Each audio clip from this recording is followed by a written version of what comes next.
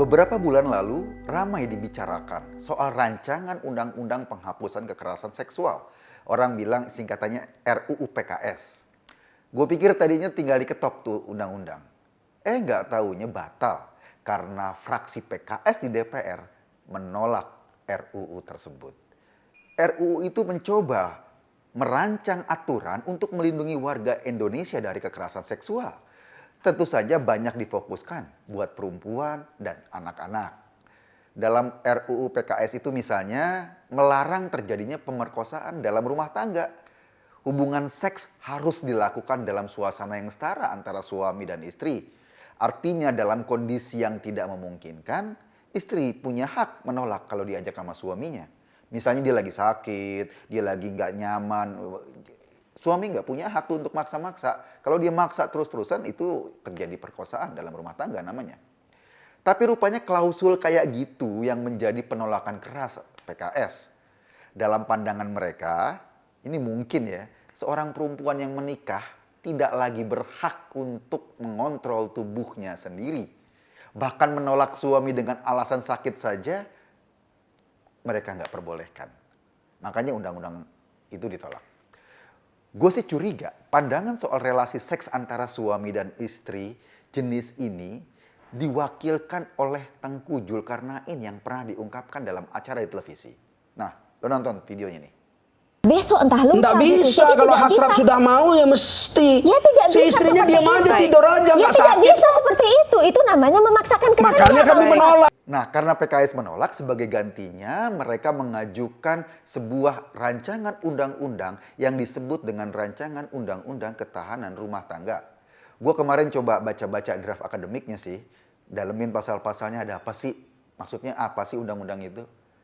Pas gue baca, kok isinya emang khas pandangan kader-kader PKS di mana peran perempuan didomestifikasi atau ditarik ke pinggir. Dalam RUU itu misalnya tertulis istri wajib mengatur urusan rumah tangga sebaik-baiknya. Istri juga wajib memenuhi hak suami dan anak sesuai dengan norma agama. Gue mudah paham.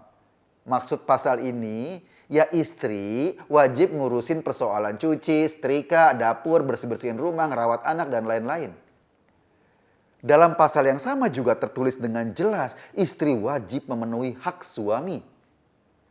Kalau ini jadi undang-undang, jika dilanggar sama istri, tentu ada konsekuensi hukumnya dong. Tapi tahu gak lo, pas gue lihat-lihat lagi, di RUU itu sama sekali tidak disebutkan atau tidak dijelaskan kewajiban suami terhadap istri. Sepanjang RUU tidak ada kata hak istri, yang ada hanya kewajiban istri. Gue juga baca ada klausul gini, suami wajib melindungi istri dari kekerasan. Menurut gue, klausul itu dibangun atas dasar asumsi bahwa kekerasan datangnya dari luar, suaminya ngelindungin. Terus mikir gak, gimana kalau kekerasannya adalah suaminya sendiri? Pelaku kekerasannya adalah suaminya sendiri. Siapa yang lindungi istrinya? Itulah yang gue maksud. Kalau RUU ini berangkat dari asumsi perempuan dan laki-laki nggak setara dalam rumah tangga. Enakan lakinya sih. Mau tahu yang lucu?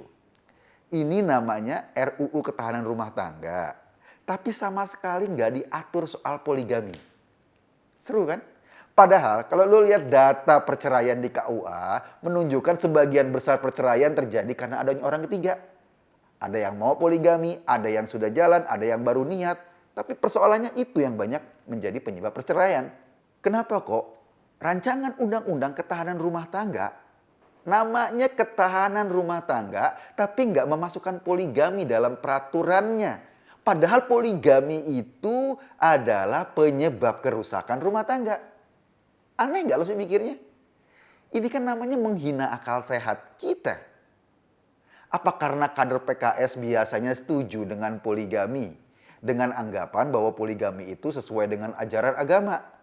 Jadi karena ini ajaran agama, menurut PKS loh ya agamanya, perempuan wajib menerima jika dia dipoligami. Makanya nggak diatur dalam rancangan undang-undang ini. Kok kayaknya enak banget ya jadi suami dalam perspektif ini. Kalau gue sih yakin dalam Islam perempuan diizinin kok nolak poligami. Kan di Islam tuh ada klausul cerai. Artinya Allah membolehkan kita bercerai. Dibolehkannya bercerai itu sama dengan perempuan punya hak menolak poligami. Atau perempuan dibolehkan menolak poligami. Jadi nggak harus terima. Poligami itu boleh diterima, boleh juga ditolak. Jika menolak nggak dosa. Wong jalan untuk menolaknya udah disiapin sama Islam, yaitu bercerai tadi. Itulah yang membuat gue berkesimpulan kalau RUU ini sama sekali tidak berpihak pada perempuan. Kayaknya RUU ini seperti mau memindahkan bab fikih rumah tangga dalam ajaran Islam. Tentu aja Islam yang menurut PKS ya, menjadi hukum negara. Istilahnya mau melakukan syariatisasi hukum negara.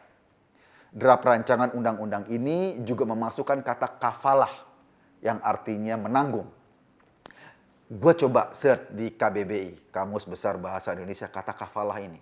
Lo tahu nggak? Nggak ada kata kafalah dalam Kamus Besar Bahasa Indonesia kita. Kalau kata kafalah nggak ada dalam Kamus Besar Bahasa Indonesia kita, adanya di Kamus Bahasa Arab. Terus undang-undang ini buat siapa? Sampai frasanya dalam undang-undang saja harus diarab-arapin. Yang juga lucu, RUU ini juga mengatur soal pemisahan kamar anak-anak perempuan dan anak laki-laki. Misahin kamar orang tua dengan kamar anak. Alasannya, kata anggota DPR dari PKS, agar nggak terjadi incest. Semacam hubungan seksual sedarah. Gue kaget.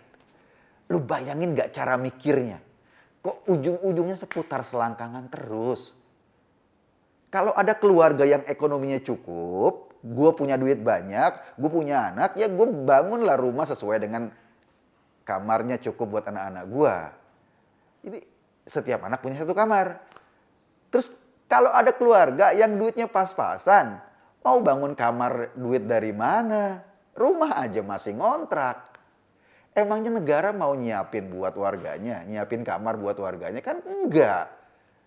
Terus kalau ini jadi undang-undang, terus ada orang miskin yang nggak punya kamar, ditangkap gitu. Wah ngaco loh. Itu punya problem kita. Lagian kenapa sih mikirnya sampai ke incest-incest segala?